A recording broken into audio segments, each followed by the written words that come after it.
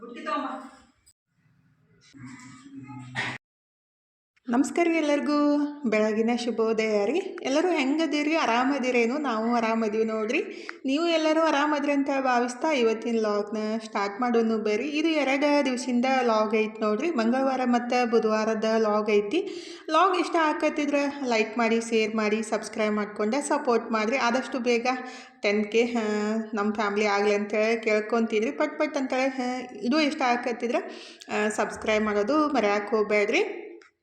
ಇದು ಮಂಗಳವಾರ ಬೆಳಗ್ಗೆ ನೋಡ್ರಿ. ಬೆಳಗ್ಗೆ ಅಂತೂ ಫುಲ್ ಸುಸ್ತು ಅನ್ಸಾಕತ್ತಿತ್ತು. ಆದ್ರೂ ಮನು ತಂದಿದ್ದ ಬಟ್ಟೆ ಎಲ್ಲ ತೊಳೆದ್ಬಿಟ್ಟು ಇಟ್ಬಿಟ್ರೆ ಅದೊಂದು ಭಾರ ಕಮ್ಮಿ ಆಗುತ್ತೆ ರೀ. ಹಾಗಾಗಿ ಬೆಳಗ್ಗೆ ಎದ್ದ ಕೂಡಲೇ ಫಸ್ಟಿಗೆ ಬಟ್ಟೆ ತೊಳ್ಯಾಕೆ ಸ್ಟಾರ್ಟ್ ಮಾಡಿದ್ದೀನಿ ನೋಡ್ರಿ. ಅಂದರೆ 2 ತಿಂಗಳದು ಒಂದೇ ದಿವಸ ಕೆಲಸ ಮಾಡಬೇಕು ಆ ಥರ ಆಗ್ಬಿಟ್ಟೈತಿ. ಏನು ಮಾಡೋಕ್ಕಾಗಂಗಿಲ್ಲ ರೀ, ಮಾಡಲೇಬೇಕಲ್ಲ. ಅಂದರೆ ಏನು ಹೇಳಿಬಿಟ್ರು ತಪ್ಪಾಗುತ್ತಾ ಆ ಥರ ಈಗಿನ ಮನಸ್ಥಿತಿ ಇರುತ್ತೆ ರೀ ಕೆಲವೊಬ್ಬರದು. ಅಂದರೆ ನಮ್ಮ ನೋವು ನಲಿವು ಕಷ್ಟ ಸುಖ ಎಲ್ಲನೂ ನಾವು ಸೋಷಿಯಲ್ ಮೀಡಿಯಾ ಒಳಗೆ ಹಂಚ್ಕೊತೀವಿ. ಅಂದರೆ ಪ್ರತಿಯೊಂದನ್ನು ಹಂಚ್ಕೋಬೇಕಾಗುತ್ತೆ. ಅಂದರೆ ಒಳ್ಳೇದು ಮಾತ್ರ ಹಂಚ್ಕೋಬೇಕು, ಕೆಟ್ಟದ್ದು ಹಂಚ್ಕೋಬಾರ್ದು. ಅಂದರೆ ಮನುಷ್ಯಾಗ ಒಂದು ಮನುಷ್ಯ ಅಂದಮೇಲೆ ಕೆಟ್ಟದ್ದು ಒಳ್ಳೆಯದು ಕಷ್ಟ ಸುಖ ಎಲ್ಲನೂ ಇದ್ದೇ ಇರುತ್ತೆ ರೀ. ಕೆಲವೊಬ್ಬರು ಆ ಥರ ಅಂದ್ಕೊತಾರೋ, ಏನು ಮಾಡೋಕ್ಕಾಗಂಗಿಲ್ಲ. ಈಗಿದ್ರೆ ನಾನು ಬೆಳಗ್ಗೆನೇ ಫಸ್ಟಿಗೆ ಹಾಸಿಗೆ ಮತ್ತು ಮನು ತೊಗೊಂಡೋಗಿದ್ದ ಬಟ್ಟೆ ಎಲ್ಲನೂ ತೊಳ್ಯಾಕೆ ಸ್ಟಾರ್ಟ್ ಮಾಡಿದ್ದೀನಿ ನೋಡ್ರಿ. ಇದೊಂದು ಕೆಲಸ ಕಂಪ್ಲೀಟ್ ಆಗ್ಬಿಡ್ತಂದ್ರೆ ನನಗಂತೂ ಆಲ್ಮೋಸ್ಟ್ ಕೆಲಸ ಆದಂಗನ ಆಗುತ್ತೆ. ಅಂದರೆ ನಿನ್ನೆನ ಹಂಗೆ ಏನೂ ಮಾಡೋಕ್ಕಾಗಲಿಲ್ಲ ರೀ. ಫುಲ್ ಸುಸ್ತು ಅನ್ಸಾಕತ್ತಿತ್ತು ಅಂತೇಳಿ ಇವತ್ತು ಬೆಳಗ್ಗೆ ಎದ್ಕೊಳ್ಳೆ ಈ ಥರ ಕೆಲಸ ಸ್ಟಾರ್ಟ್ ಮಾಡಿದ್ದು. ಬಟ್ಟೆ ಮತ್ತೆಲ್ಲ ತೊಳೆದು ಹಾಕಿದೆ. ನಮ್ಮ ಮಮ್ಮಿನೂ ಹೆಲ್ಪ್ ಮಾಡಿದ್ರು. ಅವರು ಇನ್ಫಾರ್ಮ್ ಮತ್ತು ವೈಟ್ ಅರ್ಬಿ ಎಲ್ಲ ಅವ್ರು ತೊಳೆದ್ರು. ನಾನು ಸ್ವಲ್ಪ ಬ್ಯಾಗ್ ಮತ್ತು ಹೊಚ್ಕೋದು ಹಾಸ್ಕೋದು ಎಲ್ಲ ತೊಳೆದ್ಬಿಟ್ಟು ಮೆಹಂದಿ ಕಲಿಸಿಟ್ಟಿದ್ದೆ ರೀ. ಮನುಗೆ ಫಸ್ಟಿಗೆ ಹಚ್ಬಿಟ್ಟು ತನಗೂ ಹಚ್ಚಾಕಂತೀನಿ ನೋಡ್ರಿ. ತನು ಇದ್ರೆ ನನಗೆ ಹಚ್ಚಿದ್ಲು. ಮಮ್ಮಿ ಇದ್ರೆ ಭಾಳ ಹೆಲ್ಪ್ ಮಾಡಿದ್ರು. ಅಂದ್ರೆ ಬಟ್ಟೆ ತೊಳೆಯೋದಾಗಲಿ ಅಂದರೆ ಹೆಲ್ಪ್ ಮಾಡ್ತಾರಲ್ರಿ ಎಲ್ಲ ತಾಯಂದಿರು. ಮಕ್ಳಿಗೆ ಕಷ್ಟ ಅಂತ ಅಂದಾಗ ಜಾಸ್ತಿ ಹೆಲ್ಪ್ ಮಾಡ್ತಾರೆ. ಮಮ್ಮಿನೂ ಅಷ್ಟೇ ರೀ. ಬಟ್ಟೆ ಸ್ವಲ್ಪ ಜಾಸ್ತಿನೇ ಇದ್ದು ವೈಟ್ ಡ್ರೆಸ್ ಎಲ್ಲ ಅಂದರೆ ಮನೋನು ವೈಟ್ ಅರ್ಬಿ ಎಲ್ಲ ನನಗೆ ಅಷ್ಟೊಂದು ಸ್ವಚ್ಛ ಆಗ್ತಿತ್ತಿಲ್ಲ. ಮಮ್ಮಿ ನಾನು ವೈಟ್ ಅರ್ಬಿ ಮತ್ತು ಇನ್ಫಾರ್ಮ್ ಎಲ್ಲ ಒಗಿತೀನಿ, ನೀನು ಬರೀ ಬ್ಯಾಗ್ ಹಾಸಿಗೆ ಅಷ್ಟೇ ತೊಳೆದು ಹಾಕಂತ ಅಂದ್ಕೊಳ್ಳೆ ನಾನು ಅಷ್ಟೇ ತೊಳೆದು ಹಾಕಿ ಬಂದೆ ರೀ. ಫುಲ್ ಅಷ್ಟಕ್ಕೇ ಕೈ ನೋಸಕ್ಕೆ ಸ್ಟಾರ್ಟ್ ಆಗಿತ್ತು. ತನಗೂ ಮೆಹಂದಿ ಹಚ್ಚಿ ನಾನು ಮೆಹಂದಿ ಹಚ್ಕೊಂಡಿದ್ದೆ ಅಲ್ರಿ. ಫುಲ್ ಕೈನೇ ನುಸಕ್ಕೆ ಸ್ಟಾರ್ಟ್ ಆಗಿದ್ದು. ಒಂದೇ ದಿವಸ ಎಲ್ಲ ತೊಳಿಬೇಕಂದ್ರೆ ನನಗೆ ಕಷ್ಟ ಆಗ್ತಿತ್ತಿಲ್ಲ ರೀ. ಮಮ್ಮಿ ಇದ್ರಂತ ಆಲ್ಮೋಸ್ಟ್ ಎಲ್ಲ ಅರ್ಬಿ ಎಲ್ಲ ತೊಳೆದು ಹಾಕಿ ಮುಗಿಸ್ದೀವಿ. ಅಂದರೆ ಜಾಸ್ತಿ ಇದ್ದು ರೀ. ಎಷ್ಟಂದರೆ ಅವು ಹೇಳಕ್ಕೆ ಮೇಲೆ ಇಲ್ಲ, ಹಾಗೆ ತೊಳಿತಾ ಫುಲ್ ಸುಸ್ತಾಗ್ಬಿಟ್ಟಿತ್ತು ರೀ. ಮಮ್ಮಿ ಇದ್ರಂತ ಭಾಳ ಹೆಲ್ಪ್ ಆಯಿತು. ಅವ್ರು ಆಲ್ಮೋಸ್ಟ್ ಅರ್ಧ ಅರ್ಬಿ ಅವ್ರು ತೊಳೆದ್ರು, ಅರ್ಧ ಅರ್ಬಿ ಎಲ್ಲ ನಾನು ತೊಳೆದ್ಬಿಟ್ಟು ಮಮ್ಮಿನೂ ಜಳಕ ಮುಗಿಸ್ಕೊಂಬರಕ್ಕೆ ಹೋಗಿದ್ರು. ನಾನಿದ್ರೆ ಜಳಕಕ್ಕಿಂತ ಮುಂಚೆನೇ ಎಲ್ಲರಿಗೂ ಹಸಿವಾಗಿತ್ತಲ್ರಿ. ನಮ್ಮ ಮನ್ಯಾಗ ಸ್ವಲ್ಪ ಜಲ್ದಿನೇ ನಾಷ್ಟ ಮಾಡೋದು. ನಮ್ಮ ಮನೆಯವ್ರಿಗೆ ಜಲ್ದಿನೇ ಕೊಡಬೇಕಾಗುತ್ತೆ. ಇನ್ನೂ ಯಾವಾಗ ಮಾಡ್ತೀನಿ ಅಂತ ಕೇಳಕ್ಕೆ ಸ್ಟಾರ್ಟ್ ಮಾಡಿದರು. ಬಟಾಟಿ ಕುದ್ಸಕ್ಕೆ ಇಟ್ಟಿದ್ದೆ ರೀ. ಮಮ್ಮಿ ಇದ್ರೆ ಬಟಾಟಿ ಪಲ್ಯ ಮಾಡಿದರು. ನಾನಿದ್ರೆ ಈಗ ಚಟ್ನಿ ರೆಡಿ ಮಾಡಿಟ್ಟು ದೋಸೆ ಹಾಕಿ ಕೊಡಾಕಂತೀನಿ ನೋಡ್ರಿ. ಇನ್ನೂ ಎಲ್ಲರಿಗೂ ದೋಸೆ ಹಾಕಿ ಕೊಟ್ಬಿಟ್ರಂತೂ ನಿವಾಂತ ಆಗುತ್ತೆ. ಇವತ್ತು ನಾನು ಬೆಳಗ್ಗೆ 2 ದೋಸೆ ತಿಂದಿದ್ದು. ಫುಲ್ ಹೊಟ್ಟೆ ಅಂತೂ ಇಟ್ಟು ಹಸ್ತಿತ್ತಲ್ರಿ ಕೆಲಸ ಎಲ್ಲ ಮುಗಿಯೋ ತನಕ. ಅಂದರೆ ನಿನ್ನೆ ನಾನು ಬೆಳಗ್ಗೆ ಊಟ ಮಾಡಿದ್ದು. ಇಡೀ ದಿವಸ ಊಟ ಮಾಡೋಕ್ಕಾಗಿತ್ತಿಲ್ಲ ಹೊಟ್ಟೆ ನೋವು ಅಂಥೇಳಿ ಫುಲ್ ಬೆಳಗ್ಗೆ ಕೆಲಸ ಮಾಡೋಕೆ ಮುಂದಾಗ ಹಸಿವಾಗ್ಬಿಟ್ಟಿತ್ತು. ಆದರೆ ರಾತ್ರಿ ತನಕ ಊಟ ಮಾಡೋಕ್ಕೂ ಮನಸ್ಸಿದ್ದಿತ್ತಿಲ್ಲ ರೀ. ಹೊಟ್ಟೆ ನೋವು ಜಾಸ್ತಿನೇ ಆಗ್ಬಿಟ್ಟಿತ್ತು. ಅದಕ್ಕಾಗಿ ಅಂದರೆ ಹೊಟ್ಟೆ ಒಳಗೆ ಕೂದಲದು ಹೋದ್ರೆ ಆ ಥರ ಆಗುತ್ತಂತ ಮಮ್ಮಿ ಅನ್ನಕತ್ತಿದ್ರು. ನನಗಂತೂ ಅಡುಗೆ ಮಾಡೋಕ್ಕೂ ಮನಸ್ಸಿದ್ದಿತ್ತಿಲ್ಲ. ಮಧ್ಯಾಹ್ನ ಬರೀ ಮಮ್ಮಿ ಚಪಾತಿ ಮಾಡಿದರು, ಪಲ್ಯ ಇತ್ತಂತೇಳಿ ಅಷ್ಟು ಊಟ ಮಾಡಿದರು. ಈಗ ತನಗೆ ಸ್ವಲ್ಪ ಅನ್ನ ಮಾಡಿ ಕೊಡಮ್ಮ ಅಂತ ಹೇಳಿದ್ದೆ. ಹಾಗಾಗಿ ತನು ರೈಸ್ ಮಾಡಾಕಂತಿದ್ಲು ನೋಡ್ರಿ. ಈ ಥರ ಹೆಲ್ಪ್ ಮಾಡ್ತಾ ಇರ್ತಾಳು. ಅವರು ರೈಸ್ ಮಾಡಿ ಊಟ ಎಲ್ಲ ಮುಗಿಸಿದ್ರು. ನಾನಿದ್ರೆ ಹಾಗೆ ಮನ್ಕೊಂಬಿಟ್ಟಿದ್ದೆ ರೀ. ಬೆಳಿಗ್ಗೆ ಸ್ವಲ್ಪ ಮತ್ತೆ ಫ್ರೆಶ್ ಅನ್ಸಾಕತ್ತಿದ್ದ. ಅದಕ್ಕಾಗಿ ಎದ್ಬಿಟ್ಟು ಮುಖ ತಕ್ಕೊಂಡು ಇನ್ನು ಕೆಲಸ ಸ್ಟಾರ್ಟ್ ಮಾಡಿದ್ದೀನಿ ನೋಡ್ರಿ. ಗ್ಯಾಸ್ ಸ್ಟೋವ್ದು ಒರೆಸ್ಬಿಟ್ಟು ಹೊರಗಡೆ ರಂಗೋಲಿ ಅಷ್ಟು ಹಾಕ್ಬಿಟ್ರೆ ಆಯಿತು. ನಮ್ಮ ಮನೆಯವರು ಹೆಲ್ಪ್ ಮಾಡ್ತಾರೆ ಅದೆಲ್ಲ ಒರೆಸೋದು. ಮತ್ತು ಅಂದರೆ ಸ್ವಲ್ಪ ಬಾಂಡೆ ಎಲ್ಲ ಎತ್ತಿಡೋದು ಆ ಥರ ಎಲ್ಲ ಕೆಲಸ ಮಾಡ್ತಾರೆ. ಅಂದರೆ ಮನೆ ಅಂದಮೇಲೆ ಒಬ್ರಿಗೊಬ್ರು ಹೆಲ್ಪ್ ಮಾಡಿಬಿಟ್ರೆ ಕಷ್ಟ ಅಂತ ಅನ್ಸಂಗಿಲ್ಲ ರೀ. ಹೆಲ್ತ್ ಅಪ್ಸೆಟ್ ಆದ್ರೂ ಟೆನ್ಷನ್ ಅಂತ ಅನ್ಸಂಗಿಲ್ಲ. ನಮ್ಮ ಮನ್ಯಾಗ ಎಲ್ಲರೂ ಆಲ್ಮೋಸ್ಟ್ ಹೆಲ್ಪ್ ಮಾಡ್ತಾರೆ. ಮನು ಆದರೂ ಅಷ್ಟೇ ರೀ, ತನು ಆದ್ರೂ ಅಷ್ಟೇ. ಮನು ಇದ್ರೆ ನಾವು ಮನೆ ಕೆಲಸ ಮಾಡೋ ಮುಂದಾಗ ನಾಷ್ಟಕ್ಕದು ಎಲ್ಲ ಮಾಡಿಕೊಡ್ತಿರ್ತಾನು. ಇವ್ರು ಇದನ್ನೇ ಕೆಲಸ ಮಾಡಬೇಕು, ಅವ್ರು ಅದನ್ನೇ ಕೆಲಸ ಮಾಡ್ಬೇಕಂತೇನು ರೂಲ್ಸ್ ಇಲ್ಲ ರೀ. ಎಲ್ಲರೂ ಎಲ್ಲ ಕೆಲಸನೂ ಮಾಡ್ಬೋದು. ನಮ್ಮ ಮನ್ಯಾಗೂ ಅದೇ ಥರ ನೋಡಿರಿ, ಎಲ್ಲರೂ ಎಲ್ಲ ಕೆಲಸ ಮಾಡ್ತಿರ್ತಾರೆ. ಈಗಿದ್ರೆ ನಾನು ಬೆಳಗ್ಗೆ ಎದ್ದ ಕೂಡಲೇ ನನಗೂ ಸ್ವಲ್ಪ ಆರಾಮಂತ ಅನ್ಸಾಕತ್ತಿತ್ತು. ಅಂದರೆ ಹೊಟ್ಟೆ ಕೆಟ್ಟಾಗಲಿ ಮತ್ತು ಬಾಡಿ ಒಂದು ಸ್ವಲ್ಪ ಅನ್ಕಂಫರ್ಟೇಬಲ್ ಆದಾಗ ಉಪವಾಸ ಇದ್ದು ಸ್ವಲ್ಪ ಜಾಸ್ತಿ ನೀರು ಕುಡಿದ್ಬಿಟ್ರಾಯ್ತು, ಸರಿ ಹೋಗುತ್ತೆ ರೀ. ಎಲ್ಲದಕ್ಕೂ ಟ್ಯಾಬ್ಲೆಟ್ ತೊಗೋದು ಅಷ್ಟೊಂದು ಸೂಕ್ತ ಅಲ್ಲ. ಅಂದರೆ ಜಾಸ್ತಿ ಟ್ಯಾಬ್ಲೆಟ್ ತೊಗೊಂಬಿಟ್ರೆ ಲಿವರ್ಗಾಗಲಿ ಮತ್ತು ಏನಂತಾರೋ ರಿಯಾಕ್ಷನ್ ಆಗ್ತಿತ್ತಂತಾರು. ಹಾಗಾಗಿ ನಾನು ಜಾಸ್ತಿ ಟ್ಯಾಬ್ಲೆಟ್ ತೊಗೊಳಕ್ಕೆ ಹೋಗಂಗಿಲ್ಲ ರೀ. ತಲೆ ನೋವು ಮಾತ್ರ ಎದ್ದು ಬಿಟ್ರೆ ಹಂಗೆ ಟ್ಯಾಬ್ಲೆಟ್ ತೊಗೊಳಿಕ್ಕಂದ್ರೆ ಸಮಾಧಾನ ಆಗಲ್ಲ ರೀ. ಹೊಟ್ಟೆ ನೋವುಕ್ಕಿಂತ ನನಗೆ ತಲೆನೋವೇ ಸ್ವಲ್ಪ ಜಾಸ್ತಿ ಕಾಡೋದು. ಆದ್ರೂ ಉಪವಾಸ ಇದ್ದು ಜಾಸ್ತಿ ನೀರು ಕುಡ್ದಿದ್ದಕ್ಕೆ ಬೆಳಗ್ಗೆ ಸ್ವಲ್ಪ ಚಲೋ ಅನ್ಸಾಕತ್ತಿತ್ತು. ಅದಕ್ಕಾಗಿ ಆದ್ರೂ ಬಾಡಿ ಒಳಗೆ ಸ್ವಲ್ಪ ಏನಂತಾರೆ ಸ್ವಲ್ಪ ಶಕ್ತಿ ಇಲ್ಲಾರ್ದರ ಥರ ಅನ್ನಿಸ್ತಿರ್ತೈತಿ. ಆದ್ರೂ ಸ್ವಲ್ಪ ನೀರು ಜಾಸ್ತಿ ಕುಡಿಯೋದು ಮತ್ತು ತೆಂಗಿನ ನೀರು ಕುಡಿಯೋದು ಅಂದರೆ ನೀರು ಕುಡಿಯೋದು ಆ ಥರ ಮಾಡಿಬಿಟ್ರೆ ಚಲೋ ಅನ್ಸುತ್ತೆ. ಅಂದರೆ ಡೈಜೆಷನ್ ಸಿಸ್ಟಮ್ ಚಲೋ ಆಗ್ಬೇಕಂದ್ರೆ ಸ್ವಲ್ಪ ಅದಕ್ಕೂ ರೆಸ್ಟ್ ಕೊಡ್ಬೇಕು ರೀ. ನಾನು ಅದಕ್ಕಂತಾನೆ ವಾರಕ್ಕೊಂದ್ಸಲ ಉಪವಾಸ ಮಾಡೋದು. ಸ್ವಲ್ಪ ಆದ್ರೂ ಅಂದ್ರೆ 1 ಟೈಮ್ 2 ಟೈಮ್ ಆದ್ರೂ ಅದಕ್ಕೆ ಸ್ವಲ್ಪ ರೆಸ್ಟ್ ಕೊಡ್ಬೇಕಂತೇಳಿ ಈಗ ಗ್ಯಾಸ್ ಸ್ಟವ್ ಎಲ್ಲ ಕ್ಲೀನ್ ಮಾಡಿಬಿಟ್ಟು ಜಳಕ ಎಲ್ಲ ಮುಗಿಸಿ ಬಂದೆ ನೋಡ್ರಿ. ಇವಾಗ ತೀರಾ ಫ್ರೆಶ್ ಅನ್ಸಾಕತ್ತು. ಜಳಕ ಆದಮೇಲೆ ಅದು ಒಂಥರ ಫ್ರೆಶ್ ಫೀಲ್ ಆಗುತ್ತಲ್ರಿ. ಹಾಗಾಗಿ ಬೆಳಗ್ಗೆನೇ ಒಂದು ಗ್ಲಾಸ್ ಬಿಸಿನೀರು ಕುಡಿದಿದ್ದೆ. ಮತ್ತೊಂದು ಗ್ಲಾಸ್ ಸ್ವಲ್ಪ ನೀರು ಕುಡಿದ್ಬಿಟ್ಟು ಸ್ವಲ್ಪ ಬ್ಲ್ಯಾಕ್ ಟೀ ಮಾಡ್ಕೊಂಡು ಕುಡಿದ್ರಾಯ್ತು, ಏಲಕ್ಕಿದು ಹಾಕ್ಕೊಂಡ್ಬಿಟ್ಟು ಅಂಥೇಳಿ ಈಗ ನಾನು ಬ್ಲ್ಯಾಕ್ ಟೀ ಮಾಡಾಕಂತೀನಿ ನೋಡ್ರಿ. ಬೆಳಗ್ಗೆ ಎದ್ದು ಹಾಲು ಹಾಕಿಬಿಟ್ಟು ಅಂದರೆ ಚಹಾ ಕುಡಿದು ಬಿಟ್ರೆ ಸ್ವಲ್ಪ ಅದು ಪಿತ್ತಾಗೋ ಚಾನ್ಸ್ ಜಾಸ್ತಿ ಇರುತ್ತೆ ರೀ. ನನಗೂ ಅಷ್ಟೇ ಪಿತ್ತ ಆಗುತ್ತೆ. ಉಪವಾಸ ಇದ್ದಾಗ ಒಂದೊಂದು ಸಲ ಹಾಲು ಹಾಕಿಬಿಟ್ಟು ಕುಡಿತೀನಿ. ಆದ್ರೆ ಈ ಥರ ಹೊಟ್ಟೆ ಸ್ವಲ್ಪ ಏನಂತಾರೆ ಕೆಟ್ಟಾಗ ಈ ಥರ ಸ್ವಲ್ಪ ಬ್ಲ್ಯಾಕ್ ಟೀ ಏಲಕ್ಕಿ ಹಾಕಿ ಮಾಡಿ ಕುಡಿದ್ಬಿಟ್ರೆ ಬೆಸ್ಟ್ ಆಗುತ್ತೆ. ಹಾಗಾಗಿ ಅದನ್ನೇ ರೆಡಿ ಮಾಡಿ ಇಟ್ಟೆ. ಆದ್ರೂ ಸ್ವಲ್ಪ ಕುಡಿಯೋಕ್ಕಾಯ್ತು, ಜಾಸ್ತಿ ಕುಡಿಯೋಕ್ಕೇನು ಆಗಲಿಲ್ಲ. ಒಂದು 2-3 ಗುಟ್ಟಕ್ಕಷ್ಟು ಕುಡಿದ್ಬಿಟ್ಟು ಸಾಕಂತ ಅನ್ನಿಸ್ತು.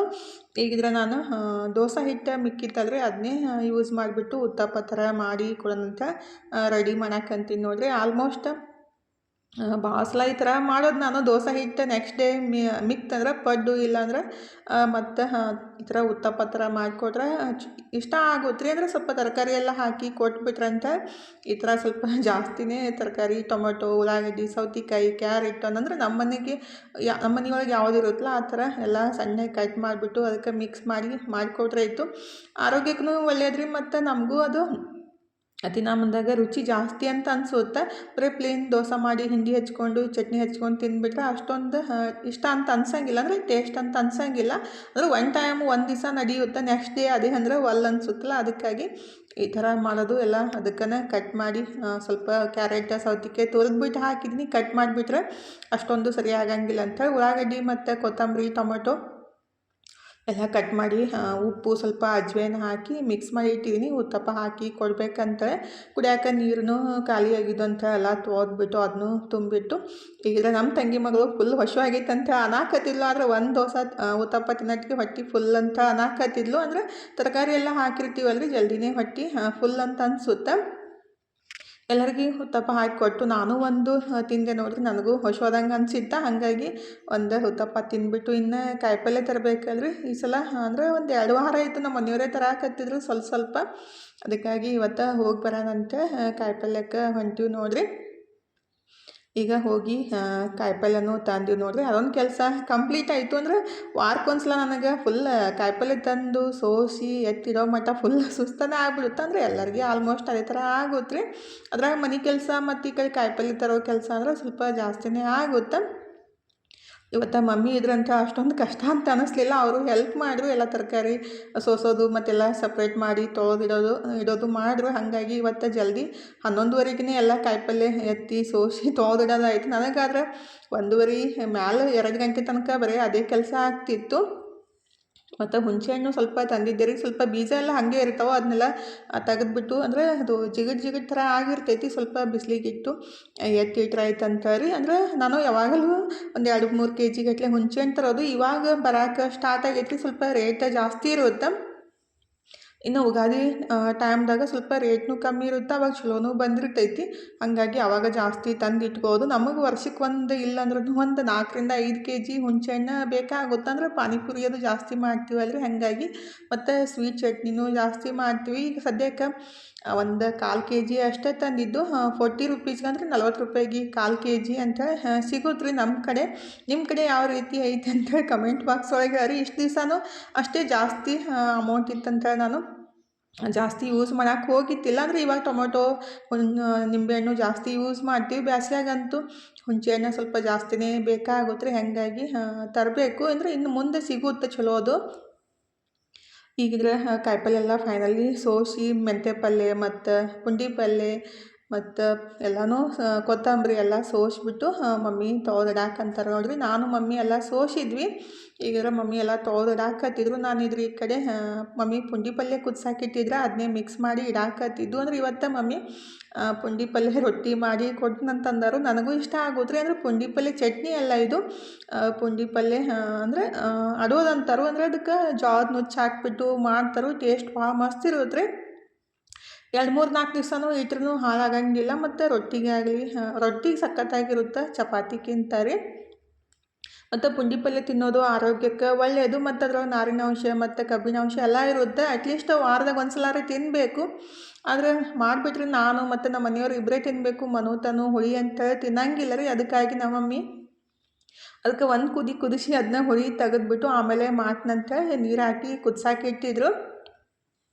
ಈಗ ಈ ಕಡೆ ಕುದಿಸಾಕಿಟ್ಟು ನಮ್ಮ ತಂಗಿ ಮಗಳಿಗೆ ಬೆಳಗ್ಗೆ ಒಂದೇ ದೋಸೆ ತಿಂದಿದ್ದು. ಈಗ 12 ಗಂಟೆ ಆಗೈತಿ, ಹೊಸು ಆಗೈತೆ ಅಂತ ಬಂದ್ಲು. ಅಡುಗೆನೂ ಏನೂ ಇದ್ದಿತ್ತಿಲ್ಲ ರೀ, ದೋಸೆ ಹಿಟ್ಟು ಖಾಲಿ ಆಗಿತ್ತ. ರಾತ್ರಿ ಮಾಡಿದ್ದು ರೈಸ್ ಇತ್ತು, ಅದನ್ನೇ ಬಿಸಿ ಮಾಡಿ ಸ್ವಲ್ಪ ಹಾಕಿ ಕೊಡು ಅಂತಂದ್ರೆ ಮಮ್ಮಿ ಅದನ್ನೇ ಹಾಕಿ ಕೊಡಾಕಂತೀನಿ ನೋಡ್ರಿ. ಅಂದರೆ ಇನ್ನೂ ಅಡುಗೆ ಮಾಡೋದು ಇನ್ನೂ ಸ್ವಲ್ಪ ಲೇಟ್ ಆಗುತ್ತೆ. ಮಕ್ಳಿಗೆ ಹೆಂಗೆ ಗೊತ್ತೇನ್ರಿ, ಹೊಸು ಆದ ತಕ್ಷಣ ಊಟಕ್ಕೆ ಬೇಕಂತ ಅನ್ನಕ್ಕೆ ಸ್ಟಾರ್ಟ್ ಮಾಡಿಬಿಡ್ತಾರೆ. ಹಾಗಾಗಿ ಒಂದು ಸ್ವಲ್ಪ ಅವಾಗ ತಿಂದುಬಿಟ್ರೆ ಮತ್ತು ನಮ್ಮ ಸಂಗಟ ಊಟ ಮಾಡೋಕ್ಕೆ ಬರುತ್ತಂತೆ. ಈಗಿದ್ರೆ ಅದನ್ನೇ ಅನ್ನ ಸ್ವಲ್ಪ ಬಿಸಿ ಮಾಡಿ ಕೊಡಾಕತ್ತಿದ್ದು. ಮಮ್ಮಿ ಇದ್ರೆ ಪುಂಡಿ ಪಲ್ಯ ಮಾಡೋಕೆ ಎಲ್ಲ ರೆಡಿ ಮಾಡ್ಕೊಳಕತ್ತಿದ್ರು. ಅಂದರೆ ಜೋಳದ ನುಚ್ಚರಿ, ಅಂದರೆ ಜೋಳನ ಒಡ್ಸ್ಕೊಂಬಂದಿರ್ತೀವಲ್ಲ ಅದನ್ನ ತೊಳೆದ್ಬಿಟ್ಟು ಏನು ಪುಂಡಿ ಪಲ್ಯ ಕುದಿಸಿಟ್ಟಿರ್ತೀವಲ್ರಿ ಅದನ್ನ ನೀರೆಲ್ಲ ಬಸ್ಕೊಂಬಿಡಬೇಕು. ಅಂದರೆ ಫಸ್ಟ್ ನೀರು ಹಾಕಿ ಏನು ಕುದಿಸಿರ್ತೀವಲ್ಲ ಅಂತ ಸ್ವಲ್ಪ ನೀರು ತೆಗೆದುಬಿಟ್ರೆ ಹುಳಿ ಅಂಶನೂ ಕಮ್ಮಿ ಆಗುತ್ತೆ. ಮತ್ತು ನಮಗೂ ಅಷ್ಟು ಹುಳಿ ಅನ್ಸಂಗಿಲ್ಲ ರೀ. ಅದಕ್ಕಾಗಿ ಕುದಿಸಿಟ್ಟಿದ್ದ ಪುಂಡಿ ಪಲ್ಯ ಒಳಗಿನ ನೀರೆಲ್ಲ ತೆಗೆದ್ಬಿಟ್ಟು ಕುಕ್ಕರ್ಗೆ ಹಾಕಿಬಿಟ್ಟು ಅದನ್ನ ಮತ್ತೊಂದು 2-3 ವಿಷಲ್ ಕೂಗಿಸ್ಬೇಕಾಗುತ್ತೆ. ಅದಕ್ಕಾಗಿ ಫಸ್ಟಿಗೆ ಕುಕ್ಕರ್ಗೆ ಕುದಿಸಿಟ್ಟಿದ್ದ ಪುಂಡಿ ಪಲ್ಯ ನೀರು ತೆಗೆದ್ಬಿಟ್ಟು ಹಾಕಿದ್ದಾರೆ. ಈಗಿದ್ರೆ ಅದಕ್ಕೆ ಒಂದು ಅರ್ಧ ಬಟ್ಲಷ್ಟು, ಅಂದರೆ ಸಣ್ಣ ಬಟ್ಲಾದರೆ 1 ಬಟ್ಲಷ್ಟು, ಅದ್ರ ನಾವು ಪಲ್ಯ ಎಷ್ಟು ತೊಗೊಂಡಿರ್ತೀವಲ್ಲ ನೋಡ್ಕೊಂಬಿಟ್ಟು ಅಷ್ಟು ಜೋಳದ ನುಚ್ಚನ್ನು ತೊಳೆದ್ಬಿಟ್ಟು ಹಾಕಬೇಕಾಗುತ್ತೆ. ಅವಾಗೆಲ್ಲ ಇದೇ ಥರ ಮಾಡ್ತಿದ್ರು. ಆ್ಯಕ್ಚುಲಿ ಇದನ್ನ ಮಣ್ಣಿನ ಗಡಿಗೆ ಒಳಗೆ ಮಾಡಿಬಿಟ್ರೆ ಸಖತ್ತಾಗಿರೋದ್ರಿ. ನಮ್ಮ ಅಜ್ಜಿ ಅವಾಗ ಫಸ್ಟಿಗೆ ಮಣ್ಣಿನ ಗಡಿಗೆ ಒಳಗೆ ಮಾಡ್ತಿದ್ರು. ಅಂದರೆ ನಮ್ಮ ಮಮ್ಮಿ ಭಾಳ ಮಸ್ತ್ ಆಗ್ತಿತ್ತು. ಅದು ಯಾವಾಗಲೂ ಒಲೆ ಮೇಲೆ ವಾರದಾಗ ಒಂದು ಸಲ ಮಾಡಿಬಿಟ್ರೆ 4 ದಿವಸ ತನಕ ಇರ್ತಿತ್ತು. ಅಷ್ಟು ಜಾಸ್ತಿನೂ ಮಾಡ್ತಿದ್ರು ಮತ್ತು ಅಷ್ಟು ಟೇಸ್ಟೂ ಇರ್ತಿತ್ತು ರೀ ರೊಟ್ಟಿಗೆ.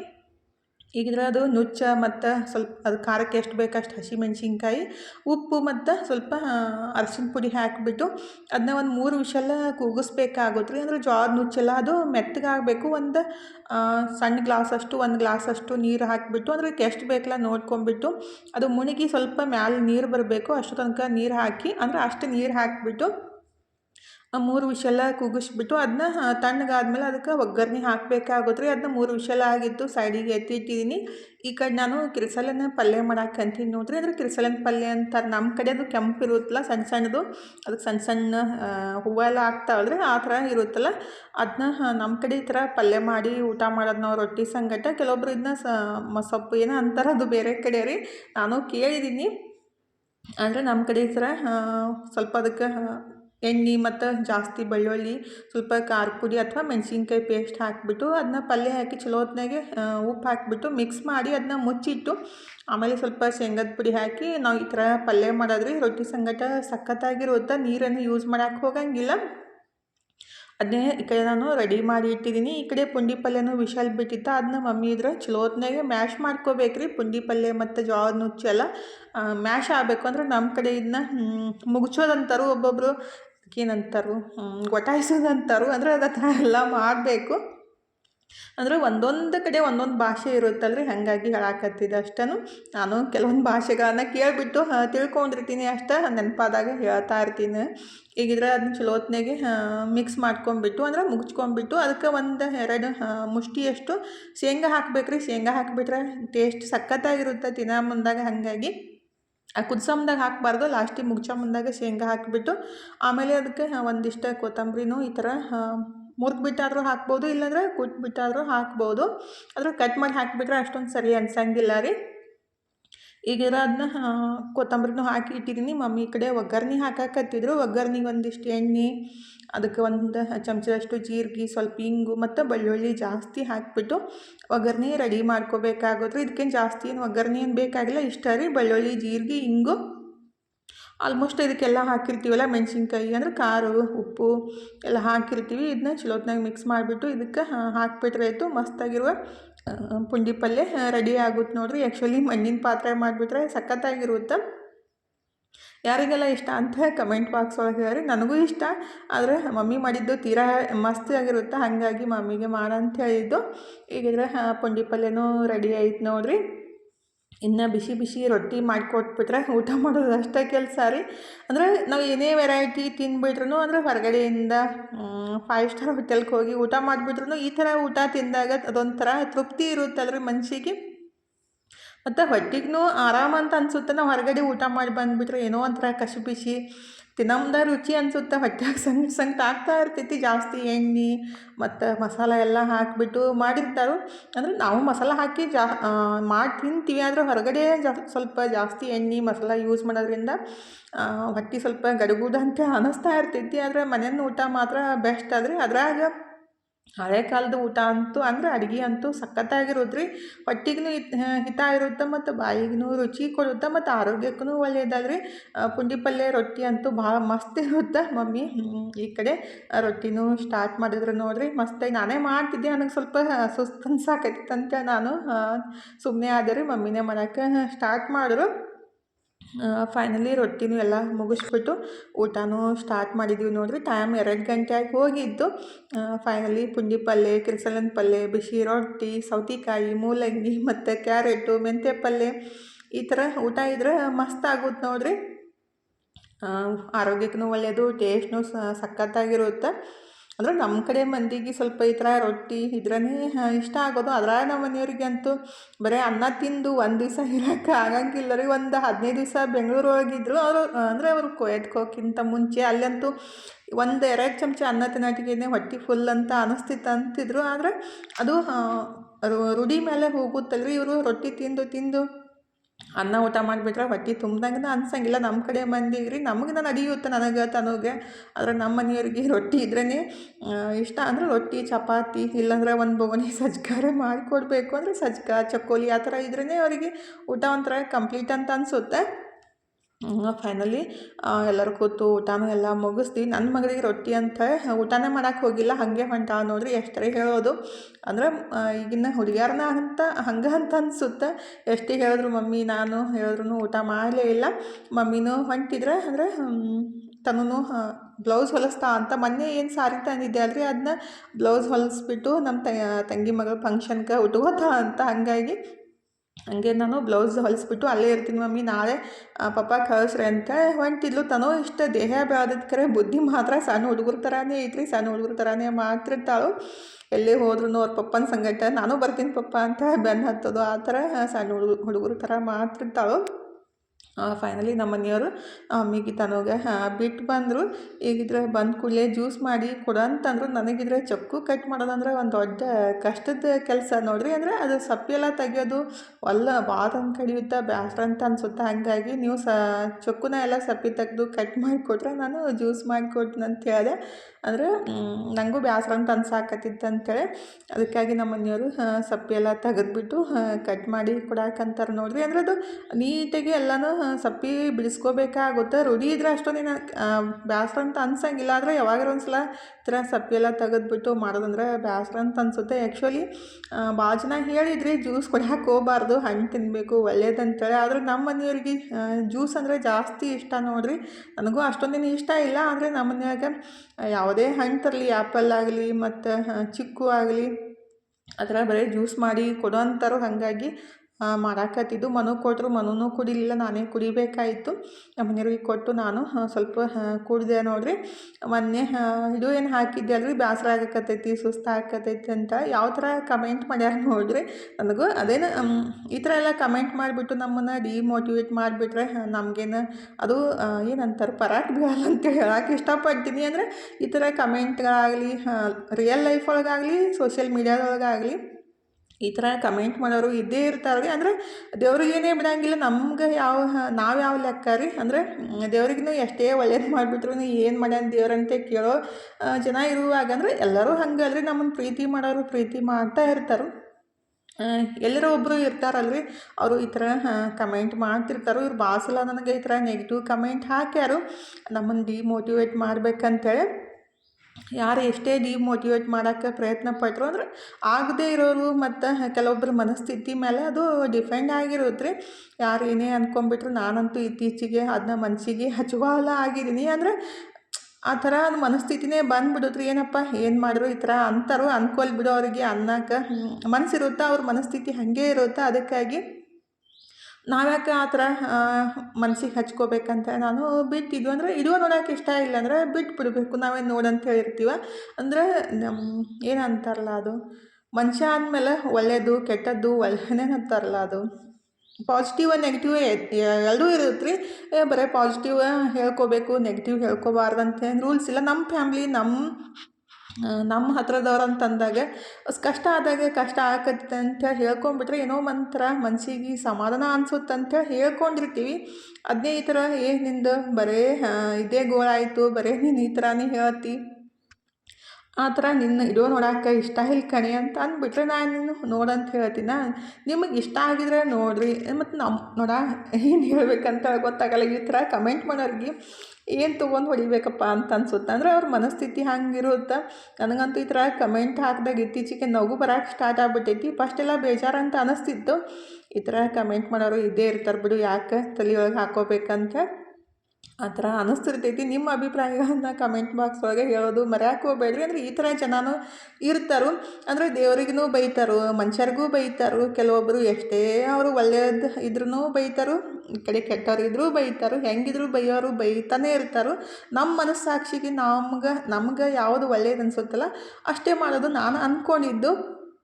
ಯಾರೇನೇ ಅಂದ್ಕೊಂಬಿಟ್ರು ನಾನಂತೂ ನನ್ನ ಮನಸ್ಥಿತಿನ ನನ್ನನ್ನು ನಾನು ಚೇಂಜ್ ಮಾಡ್ಕೊಳಕ್ಕೆ ಆಗಂಗಿಲ್ಲ ರೀ. ನನಗೆ ಖುಷಿ ಅನಿಸಿದ್ರೆ ಖುಷಿ ಆಗೈತೆ ಅಂತ ಹೇಳ್ತೀನಿ.